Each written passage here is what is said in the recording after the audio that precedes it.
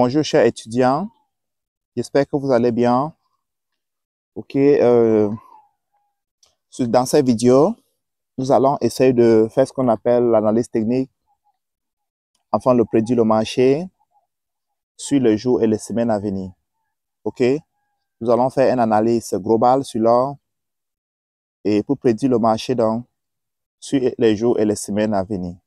Ok, parce que l'une des choses en tant que trader, il faut connaître de façon précise d'abord la direction du marché avant donc de descendre au petit time frame pour rechercher donc l'entrée, l'achat ou soit la vente. Mais avant d'acheter ou bien vendre, il faut d'abord connaître exactement la direction du marché. OK? OK. Selon nos analyses ici, si vous regardez bien, OK, vous voyez clairement que l'or, elle est haussière.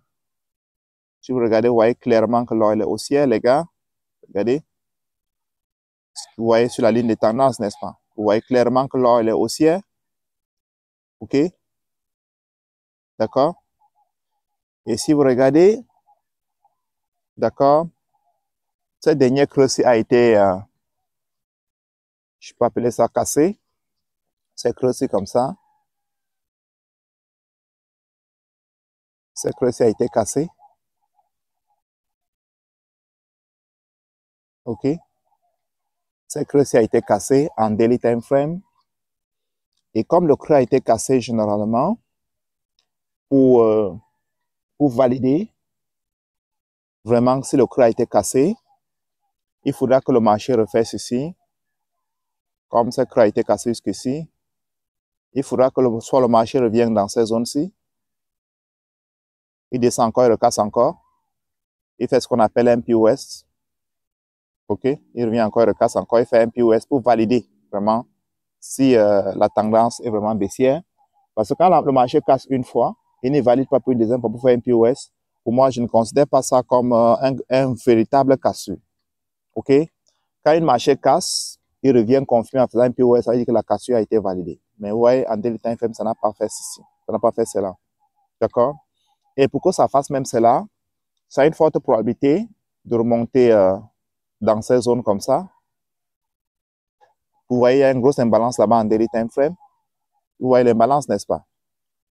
Il y a une grosse imbalance ici. Voilà l'imbalance. OK? Et vous savez que l'imbalance, généralement, c'est la zone où est couchée la liquidité. Et en dehors de l'imbalance, comme je vous ai appris, voilà la dernière bougie qui est à l'origine de cette chute. Voici ça. La dernière bougie qui est à l'origine de cette chute, c'est ça. Cette dernière bougie verte. C'est là-bas où est stockée toute la liquidité.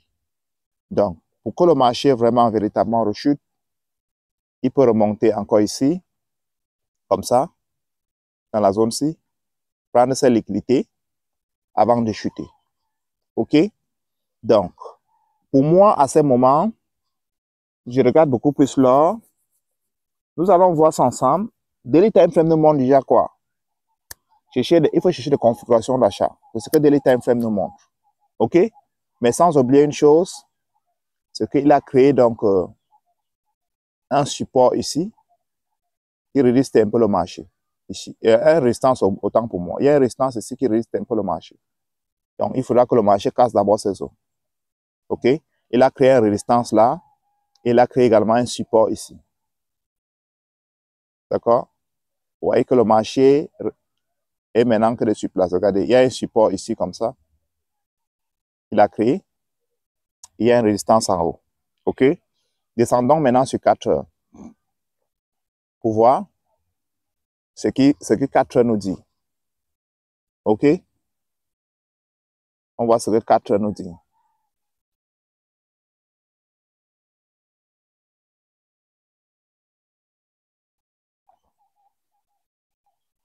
On voit ce que 4 heures nous dit.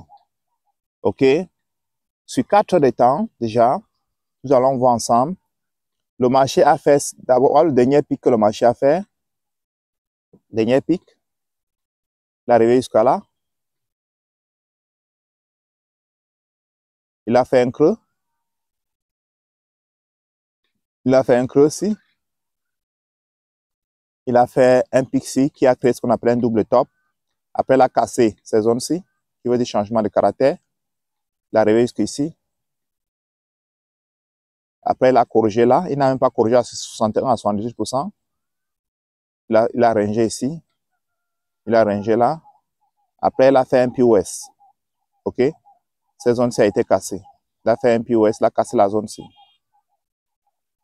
OK? Et il a fait un POS. OK? Et nous allons observer ensemble. Il a fait le POS jusqu'ici. D'accord? Il a créé un creux là. Il a rangé là. Il a rangé là. Vous voyez que depuis là, il range seulement. Il a rangé là. Il a rangé là. Il a rangé là. Il a rangé là. Donc, si vous observez bien, depuis, on va identifier. Depuis,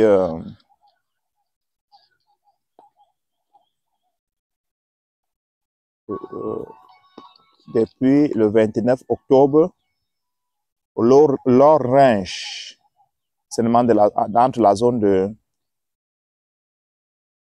4044 à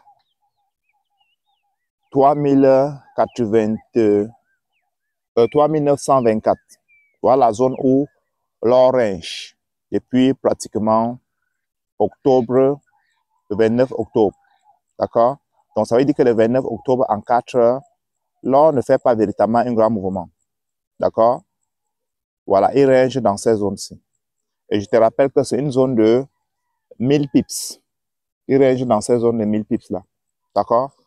Depuis pratiquement 3 semaines aujourd'hui, il range dans ces zones. Je pense que c'est clair. Maintenant, est-ce que l'or, elle est haussière ou bien l'or est baissière? La question que vous allez me poser. Est-ce qu'elle est haussière ou bien est-ce qu'il est baissière? OK? Nous allons voir le dernier pic que l'or a créé. On va identifier le dernier pic que l'or a créé. Le dernier creux, autant pour moi, que l'or a créé. D'accord? Et pour voir si est-ce que ce dernier creux-là a été cassé. OK? Voici le dernier creux que l'or a créé. Là. Pour qu'il y ait un changement de caractère, il faut que le creux doit être cassé ici. Voilà le dernier creux que l'or a créé. Maintenant, si vous regardez bien cette marché, vous allez observer quelque chose. Si vous regardez bien, vous allez observer quelque chose. OK? Voilà la ligne de tendance en daily time frame que j'ai tracée. J'enlève ça. Regardez la ligne de tendance en 4 heures. Regardez. Vous voyez que en 4 heures, l'or est en train de montrer un signal que le marché veut se retourner. Pourquoi? Vous voyez que le pic-ci, elle est plus bas que celle-ci. Vous voyez que celle-ci, elle est plus bas que l'autre-ci. Vous voyez ce qu'il est en train de faire. Vous voyez ce qu'il est en train de faire. Et il risque de venir ici créer notre pic là, en tapant sur cette ligne de tendance pour créer notre pic là, notre creux là, et continuer à monter. Mais sauf que, si vous regardez bien, dès qu'il a créé ça, excusez-moi, dès qu'il a créé ça, il est monté tester la zone-ci. Descendre, créer ceci. Monter, casser la zone, casser un peu. Descendre, créer ça. Mais sauf qu'il est arrivé ici, il n'a pas monté pour casser cette zone. Il a tapé plus bas. Ça montre qu'il y a un peu de faiblesse. Les acheteurs n'arrivent pas à pousser le marché vers le haut. Je dis bien, les acheteurs n'arrivent pas à pousser le marché vers le haut. Pour donner une véritablement, pour nous donner une assurance que le marché va monter, on a besoin de voir quelque chose comme ça. Que le marché casse la zone-ci. OK? Pas seulement casser la zone-ci, il casse encore cette autre zone-ci, comme ça. Donc, il casse ici, et Et il casse ici. Parce que là, c'est le dernier creux que le marché a créé en 4 heures quand il chutait. Et s'il casse le deuxième creux ici, ça, c'est ça qui va donner un changement de caractère en 4 heures. J'espère que vous avez compris. On descend en 1 heure. Parce que nous sommes en train de faire l'analyse technique pour voir tous les time frames. Daily time frame déjà montre que le marché, il faut acheter. 4 heures de temps montrent que le marché, il est en train de montrer des signes pour se retourner, pour aller à la hausse. Mais ce n'est pas encore vraiment validé d'acheter en 4 heures. Maintenant, on descend en 1 heure. On est en 1 heure. OK? On regarde en 1 heure. On va regarder ensemble. Hein? Regardez, les gars. OK? Le marché ici était baissier. Voilà un creux. Un pic ici, pourtant pour moi, voici un creux. Voici le dernier pic. OK? Après, le marché a fait quoi? Il est remonté casser le dernier creux ici. Qui montre quoi? Changement de caractère. Vous voyez qu'en 1 heure, il y a eu un changement de caractère ici. OK? Et après, le marché est redescendu, tapé sur la zone d'or, la zone de 61 à 70% qui est là. Il est remonté encore, recassé encore la zone-ci. Il a fait un POS. Après, d'avoir fait le POS, il range là, il range là, il range. Après avoir fait le POS, là, c'est là où le marché a commencé à ranger. Vous voyez? Mais ça montre en 1 heure que le marché est haussier. Regardez. Et puis là, dès qu'il a fait le dernier POS là, il a commencé à ranger ici. Pourquoi est-ce qu'il a commencé à ranger? Parce que la zone, c'est une zone poussante. C'est une zone en 4 de temps où il y a une grosse résistance. Vous voyez qu'il est en train de ranger. OK? Il est en train de ranger. Vous voyez? Même comme il range, il n'a pas encore cassé le dernier creux. Il n'a pas cassé le dernier creux. D'accord? Donc, ne dis pas qu'elle est baissière. Non. Il n'a pas cassé le dernier creux. Regardez, il range là. Il range. Il range. Il range. OK? Donc, en résumé, l'or, elle est haussière sur 1 heure. Déjà, même sur 4 heures, vous voyez, il y a les tendances qu'il essaie de monter, mais sauf que il y a une zone très puissante, ces deux zones-ci que j'ai tracées là, que là, on n'arrive pas à casser. Il y a ces zones qui n'arrivent pas à casser, haussière, il y a ces zones qui n'arrivent pas à casser, baissière. Ça, c'est un gros support. Ici, là, c'est un gros support. D'accord? Et là, c'est une grosse résistance. D'accord? Vous voyez, là, c'est un gros support et en haut, c'est une grosse résistance. D'accord? Donc, vraiment, le jour où le marché va casser donc soit en bas, s'il casse en bas, il va s'écrouler. Et s'il casse en haut, il va catapulter, les gars. Il va exploser à la hausse. D'accord? Descendons maintenant en 15 minutes. Ou bien en 30 minutes. Bon, allons une fois en 15 minutes. Pour que la vision ne soit pas très longue. Nous allons voir le marché en 15 minutes. D'accord? Nous allons voir en 15 minutes. Observons quelque chose. Nous allons voir le dernier creux qu'il a fait à la baisse. Voici ça. Il a fait ce dernier creux-ci. Il est arrivé là. C'est même le dernier creux. Non, non, ce n'est pas le dernier creux. Oui, je considère ça comme le dernier creux. Pourquoi? Parce que dès qu'il a fait l'autre creux-ci, ça, il est descendu, mais il n'a pas cassé ses creux. Donc, je considère ça comme un range. D'accord? Et puis, il est venu là. Il est venu là. Il est venu là. Il est venu là. Tout ça. Il est venu là. Tout ça. Je considère comme un 7 pieds. Il est arrivé là. Après, si vous regardez bien, cette zone-ci a été cassée. Cette zone-ci a été cassée. Cette zone-ci comme ça. Cette zone comme ça a été cassée. OK? OK? Même comme mon indicateur montre le changement de caractère depuis le bas, mais pour avoir un changement de caractère propre, c'est ici. C'est ici. Parce que voilà, le dernier creux que le marché a créé quand il descendait. Même comme mon indicateur montre que le changement de caractère a eu lieu ici. OK? Mon indicateur montre que le changement de caractère a eu lieu ici. Comme ça. OK? Mais pour moi, je considère un changement de caractère ici. Parce que c'est là où il y a eu le vrai changement de caractère. Et après, dans ce changement de caractère, qu'est-ce qui s'est passé? Regardez ce que l'or a fait. Après ce changement de caractère, parce que généralement, il faut être très vigilant hein, quand on fait de l'analyse technique. Vous voyez qu'il a fait ça, et il a fait un POS. Il a fait un petit POS là. Et déjà, les POS, si je n'aime pas trop ça. Quand le marché casse juste un peu comme ça, il n'aime pas trop ça. Il a fait un POS là. D'accord? Il a fait ça. Il a fait ça. Et il a fait ça. Ça fait changement de caractère encore. Il a cassé plus bas. OK? Il a cassé plus bas. Et il a fait un creux ici. Il a fait ça.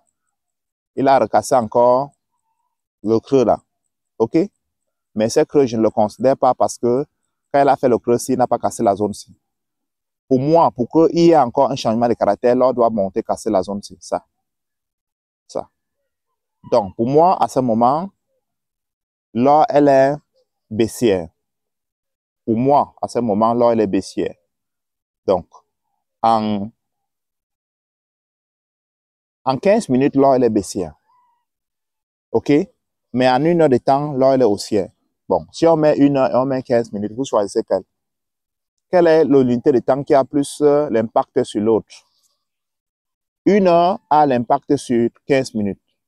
OK? 1 heure a l'impact sur 15 minutes. D'accord? Et maintenant, si je veux tracer ma ligne de tendance sur 15 minutes ici, si je veux tracer ma ligne, prenons que si je prends même ça ici, comme ça.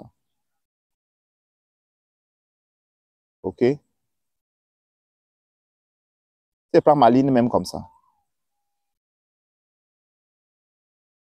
Vous voyez que, comme je vous ai appris, il y a premier touché ici, il y a deuxième touché ici. C'est sur le troisième touché qu'il fallait acheter. Vous voyez qu'après le troisième touché, le marché a catapulté. Et si le marché revient sur le quatrième touché, il peut casser. Parce que généralement, le quatrième touché n'est pas bon. On doit acheter au troisième touché. J'espère que vous avez compris. J'espère que vous avez compris. Donc, selon mon analyse technique, de façon globale, le marché est un peu bizarre. OK? Même en 4 heures, la zone d'achat n'est pas propre. En 1 heure, le marché range dans une zone. OK? Donc, c'est là, il faut acheter, mais c'est 50-50, ce n'est pas propre. En 15 minutes, il faut vendre, mais je ne peux pas vendre en 15 minutes parce que si 1 heure me dit d'acheter, je ne peux pas vendre en 15 minutes parce que 1 heure a l'autorité sur 15 minutes.